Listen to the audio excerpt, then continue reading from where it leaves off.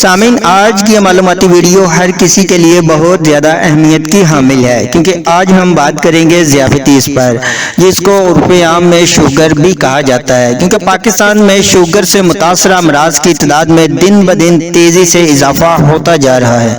آج ہم آپ کو بتائیں گے ذیابیطس کا مرض کیوں پیدا ہوتا ہے، اس کی بنیادی علامت کیا ہوتی ہے اور آپ اس مرض سے کیسے بچ سکتے ہیں۔ شوگر کے مرض کو کنٹرول نہ کیا جائے تو کس طرح کی پیچیدگیاں پیدا ہو سکتی ہیں۔ ساتھ ہی آپ ہمارے چینل کو بھی ضرور سبسکرائب کیجئے تاکہ آپ کو ہیلتھ سے ریلیٹڈ ہر قسم کی معلومات اور میڈیسن کے استعمال سے متعلق آگاہی کا نوٹیفیکیشن ملتا رہے۔ چلے تو شروع کرتے ہیں آج کے اس ٹاپک کو۔ سامعین، ذیابیطس ایک عام اور پیچیدہ مرض ہے جس میں لبلبہ کے فعل میں خرابی پیدا ہو کر انسولین کی کمی کا باعث بنتی ہے۔ انسولین جسم کا ضروری ہارمون ہے جس کا کام شوگر کو طاقت میں تبدیل کرنا ہوتا ہے۔ ذیابیطس کو عام طور پر دو اقسام میں تقسیم کیا جاتا ہے، جس کو ذیابیطس 1 اور ذیابیطس 2 کہا جاتا ہے۔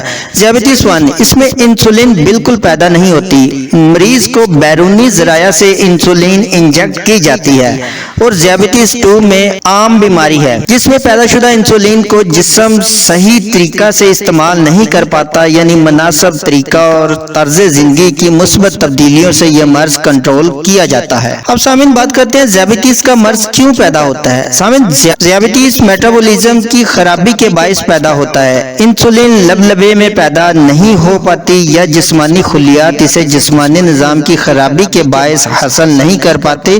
یہی وجہ ہے کہ جسم میں انرجی اور طاقت بحال نہیں رہ پاتی۔ اس کو میڈیکل اصطلاح میں انسولین ریزسٹنس بھی کہتے ہیں۔ ذیابیطس کی بنیادی وجوہات میں موٹاپا، بلند فشار خون، ہائی کولیسٹرول کا ہونا، تمباکو نوشی کرنا، ورزش نہ کرنا سر فہرست ہے، جبکہ یہ ایک موثر مرض بھی کہلاتا ہے۔ اس کے علاوہ سامعین، مشکلات جن کا تعلق گردوں کے امراض اور افعال سے جڑا ہو، نامعلوم خوف اور خدشات، نروس، نفسیاتی عوارض، مایوسی، بے چینی، تفکرات، مثلاً میں ٹھیک نہیں ہوں گا، مطلب آپ ذہنی طور پر بہت سی پیچیدگیوں کا شکار ہوں، ہر وقت سوچتے رہتے ہو، تو یہ بھی ایک شوگر کی وجہ بن سکتی ہے۔ یعنی اس طرح کے مسائل بھی آپ کو شوگر کی طرف لے سکتے ہیں۔ اس لیے اپنی لائف کو خوشگوار بنائیں، خوش رہیں اور اچھی زندگی گزاریں۔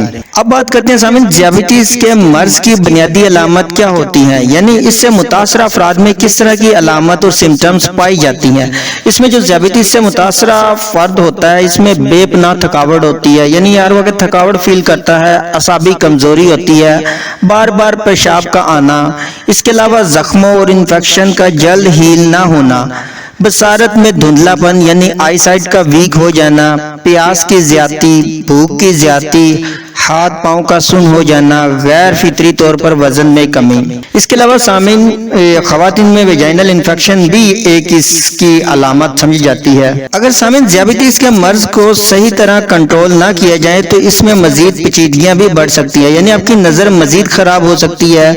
اگر خواتین میں یہ مسئلہ ہے تو وہ حمل میں انہیں دشواری ہو سکتی ہے، ہائی بلڈ پریشر کا مسئلہ بڑھ سکتا ہے، دانتوں کی مختلف تکالیف پیچیدگیاں بڑھ سکتی ہیں، دل کی بیماری اور اسٹروک جیسے مسائل سے دوچار ہو سکتے ہیں۔ اس لیے اس سے بچنے کے لیے آپ ایک اچھی اور خوشگوار زندگی گزاریں، ورزش کو معمول بنائیں، دوسروں کے ساتھ مل کر کھانا لطف لے کر کھائیں، پانی کا استعمال زیادہ سے زیادہ کریں، پھل، سبزیاں اور غذا یعنی تازہ پھل اور سبزیاں کو آپ اپنی ڈیلی ڈائٹ کا حصہ بنائیں، دن میں 4 سے 5 مرتبہ ہلکی غذا استعمال کریں، چربی، نمک، شکر کا استعمال کم کریں، انرجی بحال رکھنے کے لیے کوشش کریں زیادہ سے زیادہ نیچرل میڈیسن ہی استعمال کریں۔